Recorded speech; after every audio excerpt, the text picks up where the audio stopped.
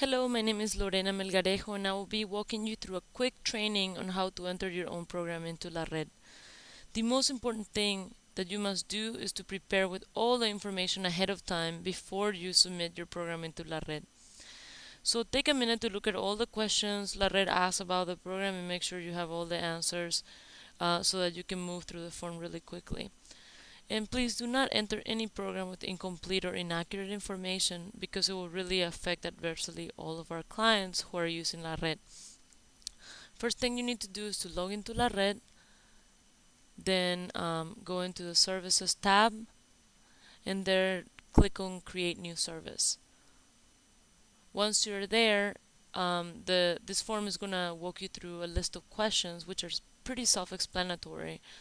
And again, if you have any questions or you're in doubt, feel free to call us and we'll give you all the information before you enter the program. So let me walk you through each of the questions and I think this will become more clear. First question, program name. That's the name of the specific program you're going to enter. Then the service type is either a community program, a financial product, or a government program. So the organization or institution will be the name of your organization. The street, the city, and the postal code is the address of where this program you're entering is being held. If you have several sites, make sure that you enter for each one of your programs the address where that program is being held. The contact name is the person that will be able to help clients sign up for that program. The email account, this is really important, is not the email account of the contact name, is the email that you have as a user email in your La Red license. So some of you will share one license for all of your different programs. So please use that particular email because that's where all the referrals will come in. The phone number is the phone number for the contact person for that program. The URL to the program is basically where in your website can people find this information about that program. The program description is just a brief description about the what your program does, what are some of the activities, maybe the hours of operation, and if there's anything about eligibility in terms of age or something special about your program that you want the clients to know. Make it brief, maybe a paragraph, two at the most. And then the translation, it'd be great to make it translated into either Spanish or Chinese or Russian, depending on what the language capacity is in your program. Now, for program eligibility, this is where I want you to make sure you have all the information before you enter it. What we did to make it easier for you is to put some of these specific questions to walk you through the eligibility points. So for children, are children required to be part of the household? And you can always say not applicable, yes or no. So the people have to be parents in order to participate in your program. Languages. Now, which of these languages do you provide in your service? English, Spanish, Cantonese, Mandarin, Tagalog. So you select and click over to the next slide. And those are your language capacity within your organization and for that specific program. Type of ID that you require from your clients in order to participate. Again, we give you several options here and you can select the one that's applicable, or if you don't ask for any type of identification, then simply just hit not applicable. All the information you enter here will be used in our system to match and pre-screen clients into your programs. So again, Social Security or ITIN, do clients have to have either of this in order to participate? And you can say which one, or if it's not applicable, then not applicable. Employment status, do clients have to be working? So do they have to work full-time, part-time, be in school, be a business owner, be self-employed, unemployed, or if it is not applicable, then it's not applicable. The target group, this is a very important question in terms of pre-screening for folks that you want to get into your programs. What are the target groups that you want to offer the service to? So we give you a list of folks depending on the age, depending on different variety of characteristics. So you can look through this list and pick the ones that are applicable to your service, and just simply select and move over.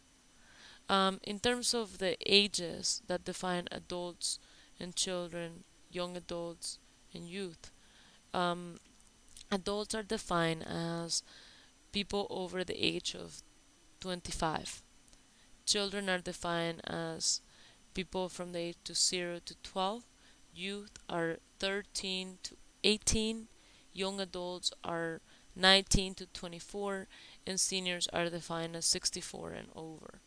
For if you have questions about that, you can always contact us, or you can see it in our website as well.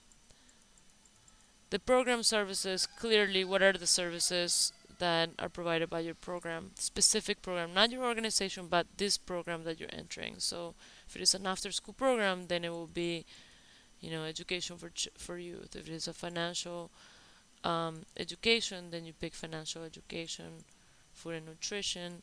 So you see there's several areas of service that you can click and move over to what the program service is.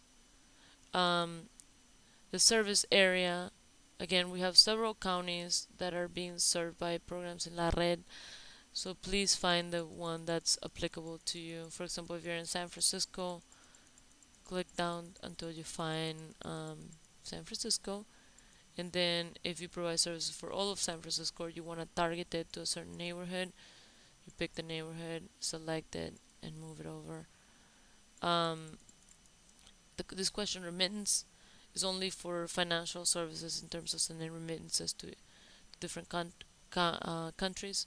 If that's not applicable, then simply select not applicable. 5-year bar. Now, the 5-year bar is if your program requires that somebody who has a green card has been here for more than 5 years with a green card. If not, then it would just be not applicable. Then, in terms of the next question, is do people have to have filed income taxes in order to be eligible for your program? Yes, no, not applicable. Now, the asset limit test, some programs do require that you have less than $2,000 in savings. If that's the case, then you can say yes. If it's not, then it's no. And then you can always, again, say just not applicable. Now, for the income measure, very important, please make sure you have this as accurate as possible before you submit it into La Red. So the income measure, which is the income standard do you consider to determine eligibility? You have few choices: is gross income, federal poverty line, and the area median income for whichever county where you serve. And you can select whichever is appropriate. Let's say San Francisco area median income. Is it based on the household income or just the individual's income for eligibility? So you can select either or. Is it dependent on the family size? Yes or no. And now, if it is for federal poverty line or area median income of whichever county, then what is the percent cutoff point for eligibility? Here in math, for example, we use 80%, but please research this with your executive director or program director before you enter the program so that it's accurate, because this is a key information in order to pre-screen people for your services that use La Red.